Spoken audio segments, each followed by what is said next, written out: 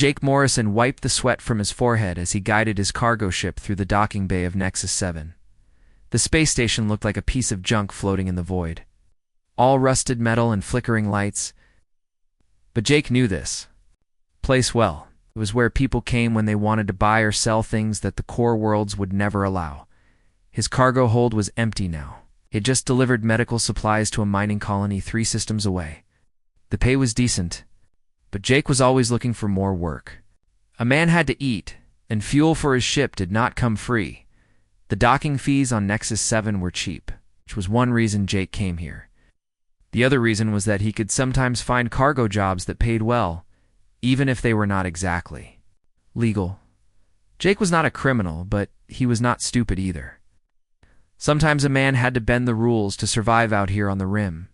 He walked through the station's main corridor, past shops, selling everything from stolen weapons to fake identity cards. The air smelled of machine oil and unwashed bodies. Most of the people here were either criminals or desperate. Jake fit somewhere in between. A thin man with cybernetic eyes approached him near the cantina. "You looking for work, human?" Man asked in broken standard. Jake stopped. Work was always good. What kind of work? Transport job? No questions asked. Good pay. The man's metal eyes clicked as they focused on Jake. You interested? Depends on what I'm transporting. The man smiled, showing gold teeth. Nothing dangerous. Just cargo that needs to reach the Vega system quietly. Had heard this before. Usually it meant drugs or weapons. But the Vega system was only 2 jumps away, and if the pay was really good, maybe he could take the risk. How much? Jake asked. No, half now, half when you deliver. That was good money? Very good money. Jake nodded. Show me the cargo first. The man led him deeper into the station, through corridors that got darker and more narrow. They passed several security checkpoints, but the guards just waved them through. Jake began to feel uneasy. This was not a normal cargo pickup. They reached a large warehouse area filled with metal cages. Jake stopped walking. Inside the cages were alien beings of different species. Some were tall and blue-skinned. Others were small and covered in fur. All of them looked scared and hungry. What is this place? Jake asked, though he already knew the answer. Slave market, the man said casually.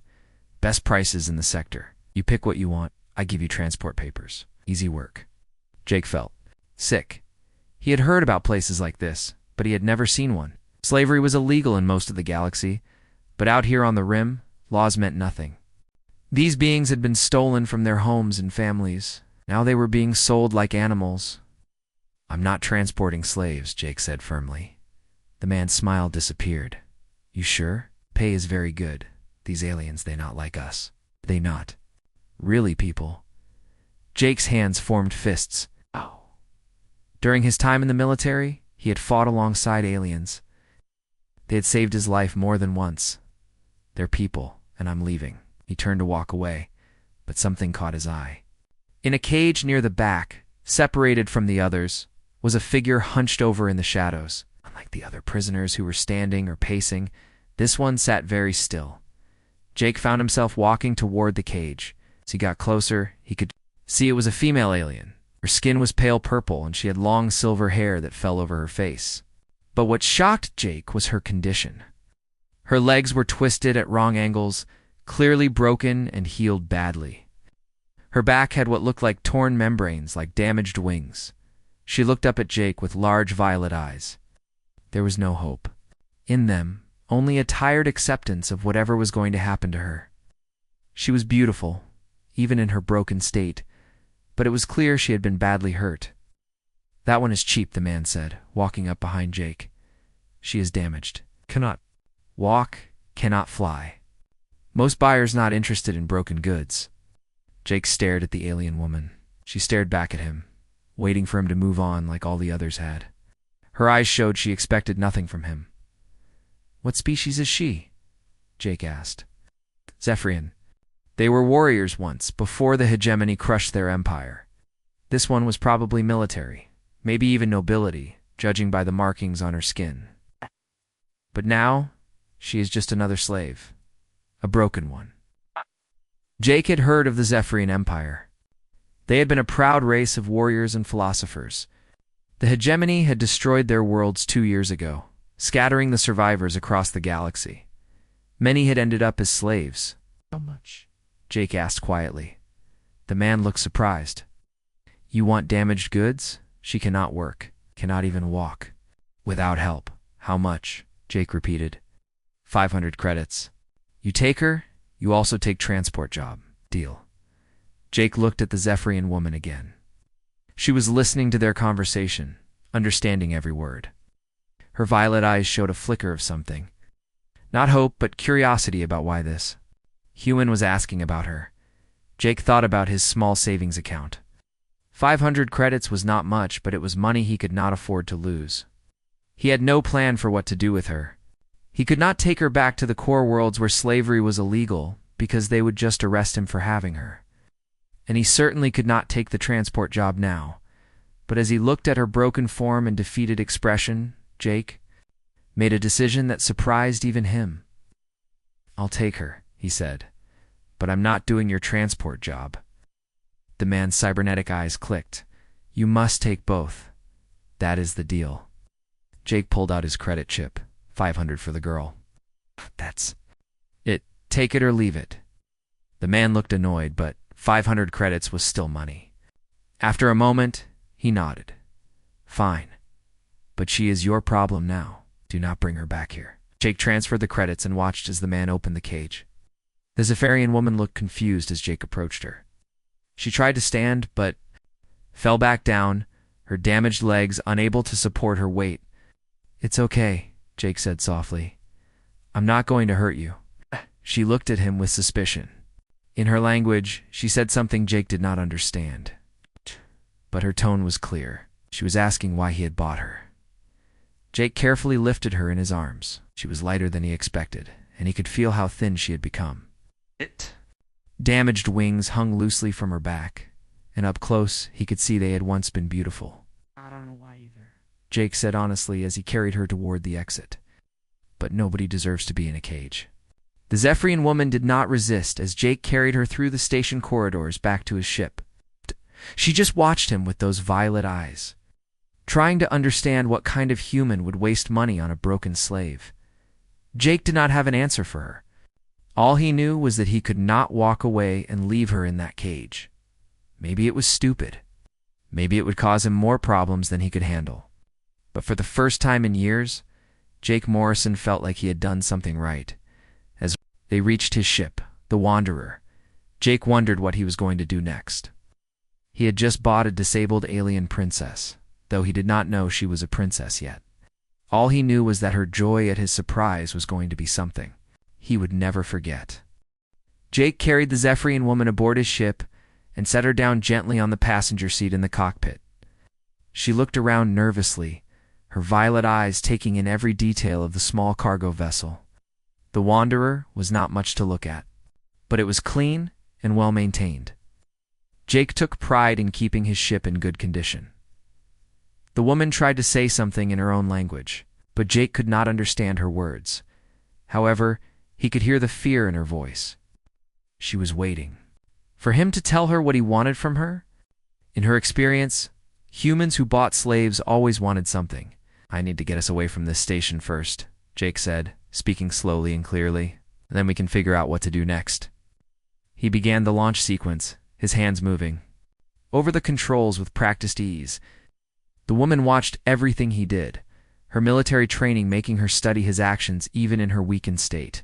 Jake noticed her attention to detail and realized she was much more intelligent than the slavers had given her credit for. As the Wanderer pulled away from Nexus 7, Jake felt a sense of relief. That place always made him uncomfortable, but today it had been worse than usual. Seeing those cages and the broken beings inside them had reminded him why he had left military service. Too much cruelty in the galaxy, too many people who treated others as less than human. Once they were in hyperspace, Jake turned to face his passenger. She was still watching him carefully, waiting for him to make his demands. Instead, Jake stood up and walked to the small medical bay at the back of the ship. He returned with a medical scanner and a basic first aid kit. The woman's eyes widened when she saw the medical equipment. She tried to push herself back in the seat, clearly expecting pain. "I'm not going to hurt you," Jake said softly. "I just want to check your injuries. You look like you're in pain." "Da." Woman spoke again in her language, shaking her head. Jake did not need a translator to understand that she was refusing medical treatment. In her world, slaves did not receive medical care unless their owners needed them healthy for work. Since she could not work, she expected no kindness.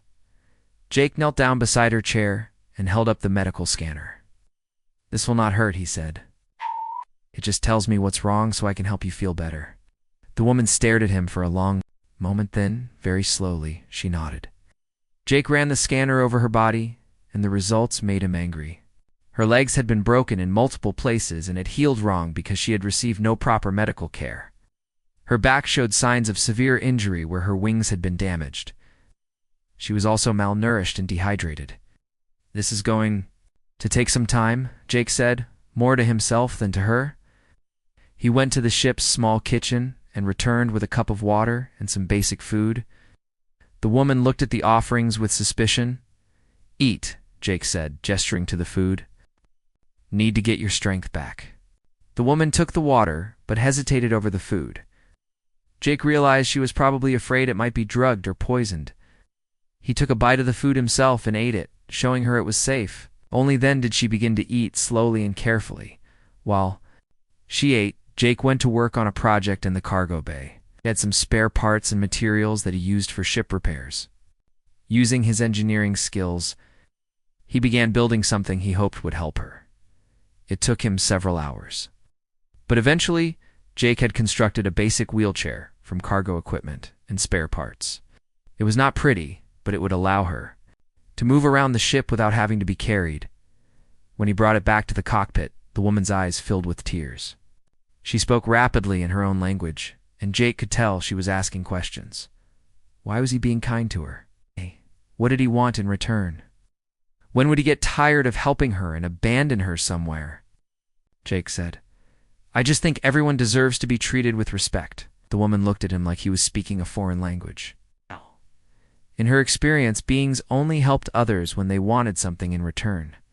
The concept of helping someone just because it was right was alien to her. Jake helped her into the wheelchair, being careful not to hurt her damaged legs. For the first time since he had found her, she was able to move around on her own. Rolled the chair back and forth a few times, testing it. Then she looked up at Jake with an expression he had never seen before. It was not quite gratitude, but it was the beginning of something. Over the next few days, as they traveled through hyperspace, Jake continued to care for his passenger. He gave her clean clothes from his emergency supplies, shared his food with her. Most importantly, he began trying to communicate with her. Jake had a basic universal translator on his ship, but it was old and did not work well with Zephyrian language. Still, they managed to exchange simple words and phrases. Jake learned that her name was Lyra. She learned that his name was Jake, that he was not like other humans she had encountered. Jake also discovered that Lyra was highly intelligent. She picked up basic standard very quickly, and soon they were having simple conversations. She told him about her people, the Zephyrians, and how they had once been a proud warrior race. She spoke of her homeworld, with its crystal cities and floating gardens, all destroyed by the hegemony's war machines. In return, Jake shared stories about human culture. He showed her music on his datapad and was amazed to see her react to the melodies. He showed her pictures of Earth with its blue oceans and green forests. He told her about human art and literature, and watched as her eyes lit up with interest. "Your people value beauty," Lyra said one day, her standard improving rapidly. "This is not what I was told about humans." "What were you told about humans?" Jake asked. Lyra looked away. "That humans are cruel. They take what they want and destroy what they cannot use. That they see other species as tools to be used." Jake felt sad to hear this. He knew there were humans who fit that description, just as there were cruel beings in every species. But he also knew there were humans who were kind and caring. "Humans are like that," Jake admitted. "But not all of us."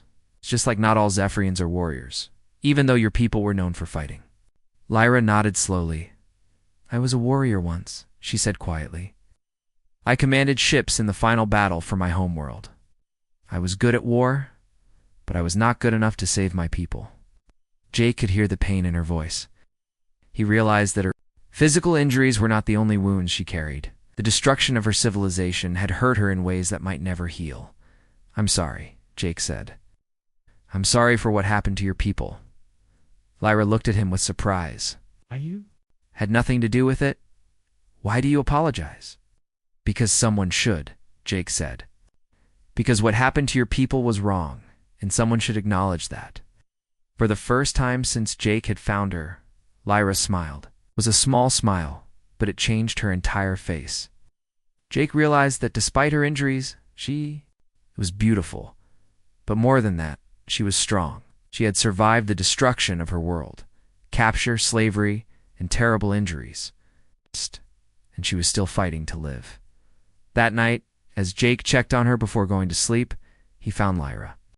Looking out the viewport at the stars, she was thinking about something, her expression thoughtful. Jake, she said without turning around, why did you buy me? Truth. Jake considered his answer carefully. Because leaving you in that cage would have been wrong. Because every being deserves freedom and dignity. Because I could not walk away and pretend I had not seen you there. Lyra turned to look at him. You are a strange human, Jake Morrison. Maybe, Jake said. But I'd rather be strange than cruel. As Jake went to sleep that night, he wondered what he was going to do with Lyra. He could not keep her on his ship forever, but he also could not abandon her somewhere. She was beginning to trust him, and he would not betray that trust. What Jake did not know was that Lyra was also thinking about the future. For the first time in months, she was beginning to hope that maybe, just maybe, there was still some good left in the galaxy. Jake spent the next few days studying everything he could find about Zephyrian physiology and culture. While Lyra slept, he searched through medical databases and historical records, looking for any information that might help her recover from her injuries. What he found gave him hope. According to the medical files, Zephyrians had remarkable healing abilities that could be triggered under the right conditions. Their bodies could regenerate damaged tissue if given the proper nutrients and stimulation. The problem was that most doctors in the galaxy knew very little about Zephyrian biology. Jake also learned about Zephyrians' bio. They had been a noble people, governed by a complex system of honor and duty. Their warriors were legendary, but they were also known for their art, philosophy, and technological achievements. The more Jake read, the more he understood what the galaxy had lost when the hegemony destroyed their civilization. But the most important thing Jake discovered was information about the Zephyrian royal family. The records were incomplete, but they mentioned a Princess Lyra who had been a military commander during the final war. She had been reported missing after the battle for the capital city. Jake looked across the cockpit at Lyra, who was reading one of his data books. He had been traveling with a princess this whole time, and she had never mentioned it. Jake wondered if she was keeping her identity secret for safety reasons, or if she simply no longer considered herself royalty now that her people were scattered. He decided not to confront her about it directly. If she wanted to tell him who she really was, she would do it in her own time. Instead, Jake focused on the medical information he had found. Lyra, he said, I've been reading about your people's healing abilities. There might be a way to help your injuries. Gosh. Lyra looked up from her book. What do you mean? Jake showed her the medical data on his tablet. According to this, Zephyrians can heal from injuries that would be permanent in other species, but the process needs to be triggered with specific treatments. Lyra studied the information, her violet eyes moving quickly across the text. This is old knowledge, she said finally. From before the war, our healers knew these techniques, but they are all dead now. But the medical procedures are still documented, Jake said. I have basic medical training from my military service. I think I can help you. Lyra was quiet for a long moment. Why would you do this? The treatments will be expensive. You've already spent money to buy me and food to feed me. Why spend more? Jake had asked himself the same question many times. He did not have a good answer, except that it felt like the right thing to do. "Because I want to help you," he said simply. Lyra shook her head. "You are either very kind or very foolish."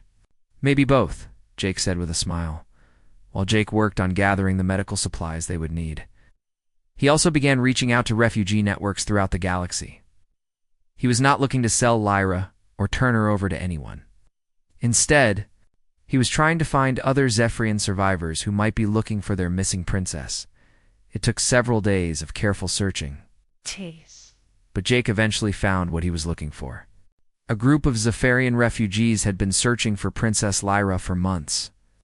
They believed she had been killed in the final battle, but they had never found her body. The group was led by an admiral named Kex, who had served under her command. Jake sent a carefully worded message to the refugee network, asking if they were still looking for missing Zephyrians. He did not mention Lyra by name, but he hinted that he might have information about someone they were seeking. The response came back quickly. Admiral Kex himself replied, asking for more details. Jake could tell from the message that these people were desperate for any news about their lost princess. Jake decided to tell Lyra about the refugee network before going any further. She deserved to know that her people were looking for her, and she deserved to choose whether or not she wanted to contact them. "Lyra," Jake said as they sat in the ship's small common area, "I need to tell you something. I've been in contact with some Zephyrian refugees. They're looking for someone." Lyra's body tensed. "What kind of someone?" "A princess," Jake said quietly. "Someone who was a military commander during the war. Someone who went missing after the final battle." Was very still for a long moment. Then she spoke, her voice barely above a whisper. "You know who I am. I figured it out from the records," Jake said. "But I wanted you to tell me yourself." Lyra looked down at her hands. "I am no longer a princess. I have no kingdom to rule. No people to lead. I am just a broken former soldier." "That's not what your people think," Jake said. "Admiral Kex has been searching for you. He thinks you died in the battle, but he never stopped looking." Lyra's eyes filled with tears. "Kex is alive? My old friend lives?" "He's alive, and he's leading a group of survivors.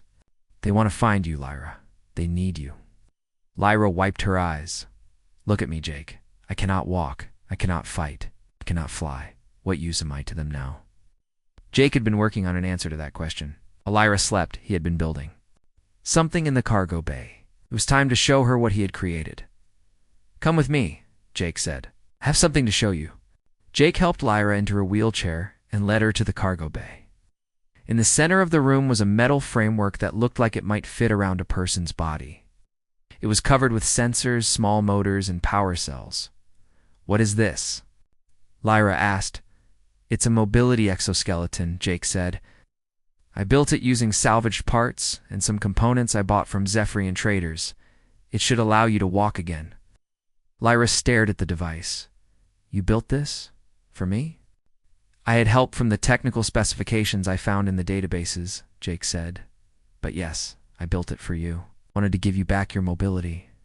Lyra reached out to touch the exoskeleton. Her fingers traced the smooth metal surfaces and the complex joint mechanisms.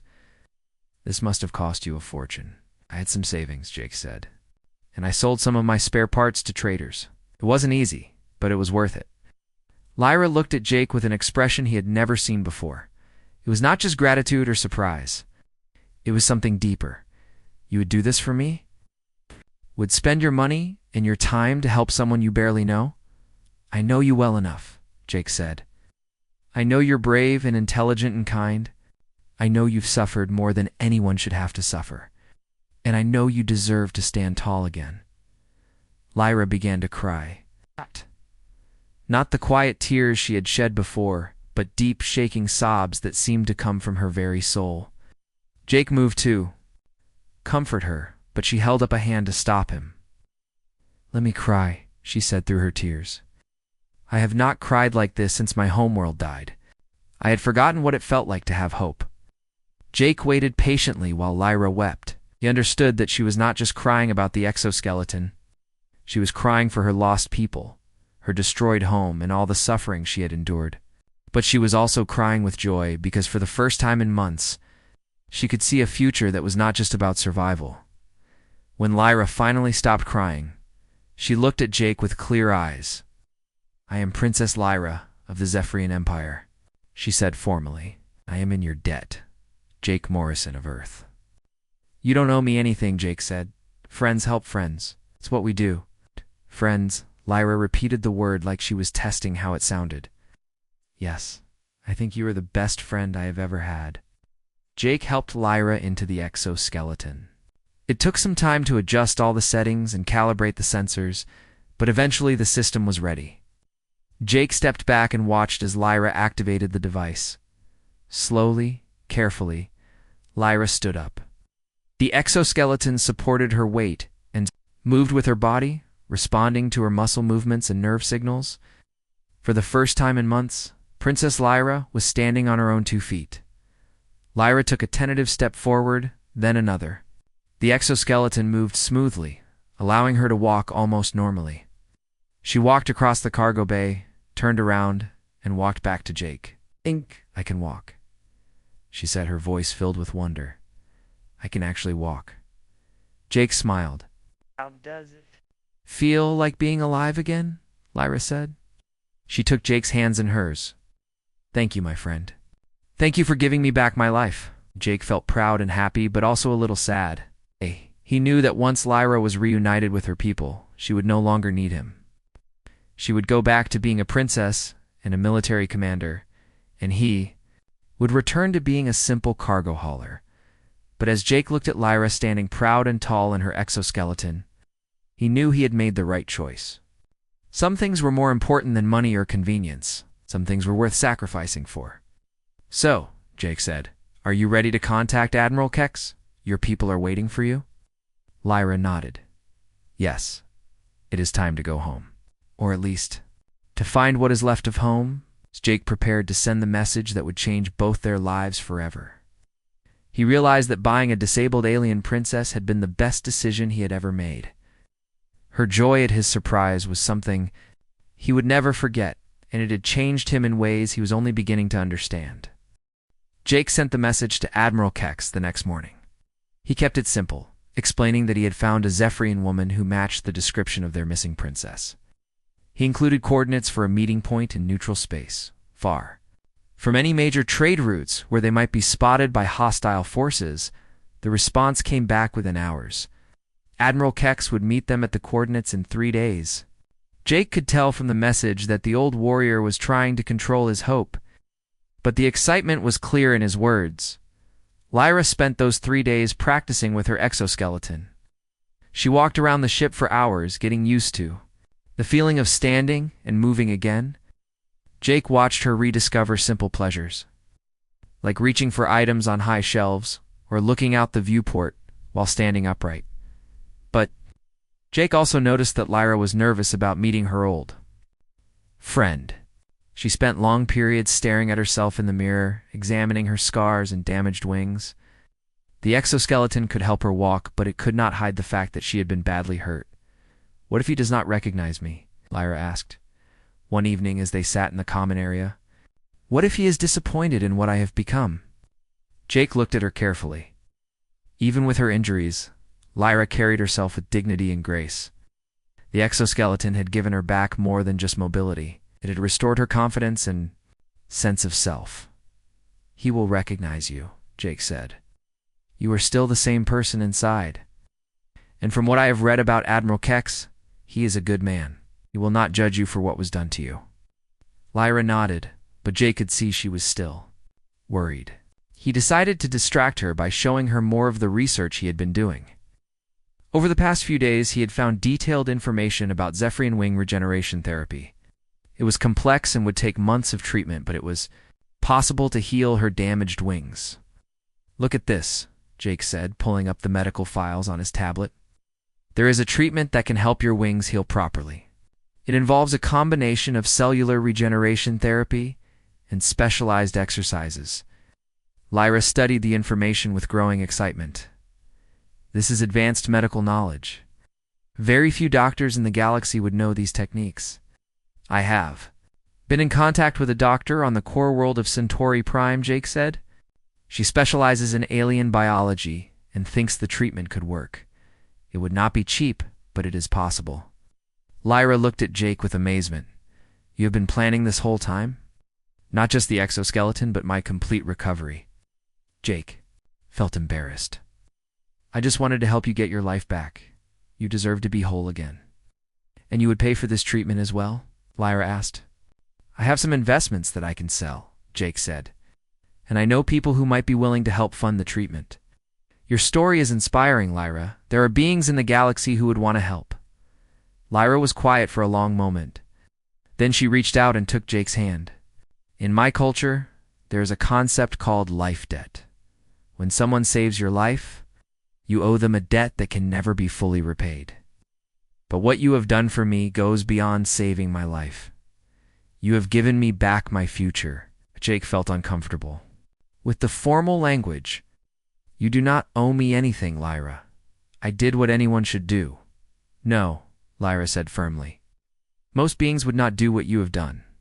You bought me when I was worthless. You cared for me when I was broken. You gave me hope when I had none. You are not like other people, Jake Morrison. D?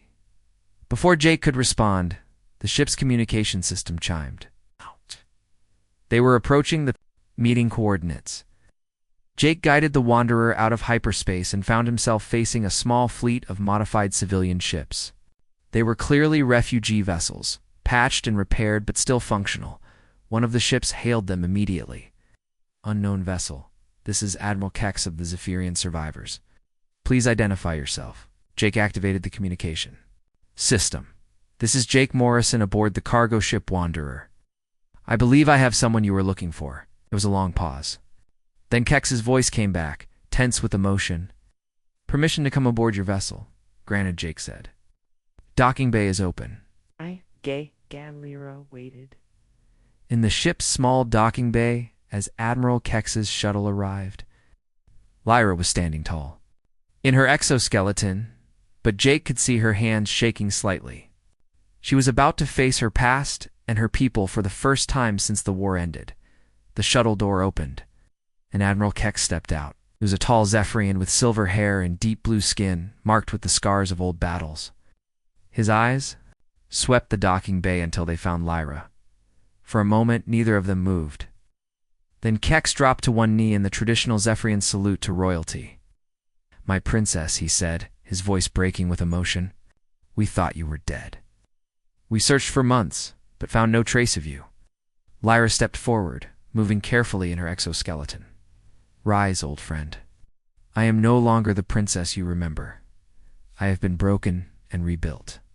Kex stood and looked at her carefully, took in the exoskeleton, the scars on her face, and the damaged wings folded against her back.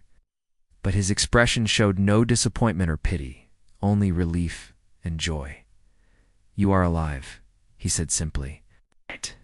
That is all. That matters. The rest can be healed. Lyra's eyes filled with tears. I have failed you all. I could not save our world. I could not protect our people. I was captured and sold like an animal. Kex stepped forward and placed his hands on Lyra's shoulders. You fought until the end. You held the line while thousands of civilians escaped. You saved more lives than any of us could count. There is no failure in your service. Jake watched the reunion with mixed emotions. He was happy to see Lyra reconnected with her people, but he also felt like an outsider. This was not his world or his culture. He was just a human who had happened to be in the right place at the right time.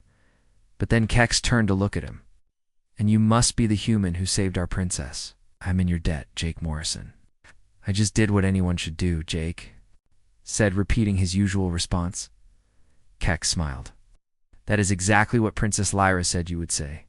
She told me in her message that you are a modest man who does not understand his own worth. Jake looked at Lyra with surprise. You sent a message? While you were sleeping, Lyra said. I told Admiral Kex about everything you have done for me, about your kindness, your sacrifice, and your belief that all beings deserve dignity and respect. Kex nodded. She also told me about the exoskeleton you built for her and the medical treatment you were planning. Such generosity toward a stranger is rare in these dark times. Other Zephyrians began arriving from the refugee ships. They came in small groups, all wanting to see their lost princess. Jake watched as Lyra greeted each one, calling many of them by name. These were not just her subjects, but her friends and comrades. As the reunion continued, Jake noticed something important happening. Lyra was not just receiving comfort from her people, she was also giving it. Her presence gave them hope and purpose they had been missing. Even injured and scarred, she was still their leader. "Admiral," one of the younger Zephyrians said, "what do we do now? Do we continue running and hiding?" Kex looked at Lyra. "That decision belongs to our princess." Lyra stood tall in her exoskeleton, looking every inch the royal commander she had. "Once, Ben, we stop running," she said firmly. "We have hidden long enough. It is time to fight back." The gathered Zephyrians began to murmur with excitement. Jake could see the change in their posture and expressions. They had been refugees and survivors, but now they were becoming something else. They were becoming an army again. "But first," Lyra continued, "we must thank the human who made this possible. Jake Morrison has shown us that there is still good in the galaxy. He has proven that kindness and honor exist even in the darkest times." Kex stepped forward. "Jake Morrison, on behalf of all surviving Zephyrians, I offer you our friendship and alliance. Your actions have earned you a place of honor among our people." Jake felt overwhelmed by the formal recognition. "I appreciate the honor, but I was just helping a friend. And that," Lyra said, "is exactly why you deserve it. You helped me not for reward or recognition, but because it was right. That is the kind of character we need more of in this galaxy." As the celebration continued around them, Jake realized that his simple act of buying a disabled slave had set in motion events that would change the fate of an entire species. The joy in Lyra's eyes as she stood among her people was something he would never forget. But more than that, Jake understood that this was just the beginning. The real work of rebuilding Zephyrian civilization was about to start, and somehow, he had become part of that effort. Looking at Lyra as she spoke with her people, Jake felt proud of what they had accomplished together. She was no longer the broken prisoner he had found in a cage. She was a leader, a symbol of hope, and most importantly, she was free. 3 months later, Jake stood on the bridge of the new ship Unity, watching as the combined human and Zephyrian fleet prepared for their first joint mission. The vessel was unlike anything he had ever seen before. Built using both human engineering and Zephyrian technology, was fast, powerful, and most importantly, it was a symbol of what two species could accomplish when they worked together. Princess Lyra stood beside him, no longer needing her exoskeleton for support. The wing regeneration therapy had been successful, and her natural healing abilities had restored most of her mobility. She still wore the exoskeleton during combat situations, but now it was enhanced with weapons and defensive systems that made her a formidable warrior once again. "Are you ready for this?" Lyra asked, checking the tactical display that showed their target. Jake nodded, though he still felt strange about his new role. In the months since the reunion with Admiral Kex, Jake had somehow become the first human ambassador to the Zephyrian people. It was not a job he had asked for, but it was one that seemed to fit him perfectly. The target was a slave trading station called Dark Harbor, one of the largest markets in the sector. Intelligence reports indicated that hundreds of beings from dozens of species were being held there, including several Zephyrian survivors who had been captured after the war. Remember, Admiral Kex said over the communication system, "We are not just here to rescue our people. We are here to shut down this operation permanently. No more slaves, no more cages, no more treating sentient beings like property." Jake felt a surge of pride as he listened to the Admiral's words. This mission had been his idea, proposed during one of the strategy meetings where human and Zephyrian leaders planned their alliance. Jake had argued that they could not build a better future while ignoring the suffering happening in places like Dark Harbor. The attack began at dawn, station time. The combined fleet approached from multiple directions using Zephyrian stealth technology to avoid detection until the last moment. Jake watched from the Unity's bridge as the battle unfolded around them. The station's defenses were strong, but they were not prepared for the coordination between human tactical planning and Zephyrian warrior skills. Within hours, the slave traders were surrendering. Rescue teams were moving through the station to free the prisoners. Jake joined one of the rescue teams. Following them through the corridors, he remembered too well from his first visit to a slave market. But this time, he was not alone, and he was not buying freedom for just one person. This time, he was helping to free everyone. They found the main holding area deep in the station's core. It was larger than the market where Jake had found Lyra, with dozens of cages holding beings from across the galaxy. The prisoners looked up in hope and fear as the rescue teams approached. "You are free," Lyra announced in multiple languages, her voice carrying the authority of someone who had once been a prisoner herself. "We are here to take you home." Jake watched as the cages were opened and the prisoners stepped out into freedom. Some of them fell to their knees, unable to believe their nightmare was over. Others stood tall and proud, ready to reclaim their lives. All of them looked at their rescuers with gratitude and wonder. Among the freed prisoners were 12 Zephyrians who had been captured in various raids over the past year. They recognized Princess Lyra immediately, despite her scars and the changes the war had brought to her appearance. Jake watched as they saluted her with the same respect Admiral Kex had shown. But the most important moment came when they found the children. There were dozens of them, from many different species, all taken from their families and sold into slavery. Jake felt his heart break as he saw how frightened and confused they were. Lyra knelt down beside a small group of human children, who were huddled together in one corner of their cage. "It's okay," she said softly, in perfect standard. "You are safe now. We are going to take you home." One of the children, a girl who could not have been more than 8 years old, looked up at Lyra with wide eyes. "Are you an angel?" she asked. Lyra smiled, the expression transforming her scarred face. "No, little one. I am just someone who knows what it feels like to be in a cage, and someone who believes that no one should have to live that way." The rescue operation took 2 full days. There were over 300 prisoners to process, medical care to provide, and arrangements to make for returning everyone to their home worlds. Jake found himself coordinating between human and Zephyrian medical teams, helping to ensure that everyone received the care they needed. On the second evening, as the last of the prisoners were being transferred to transport ships, Jake and Lyra found themselves alone in the station's observation deck. The view showed the combined fleet preparing for departure, with ships from both species working together seamlessly. "We did it," Lyra said, watching a transport full of freed children. "Heading toward human space? We actually did it." Jake nodded, feeling exhausted but satisfied. "This is just the beginning. There are dozens of other stations like this one scattered across the galaxy, and we will shut them all down," Lyra said firmly. "One by one, until there are no more cages anywhere."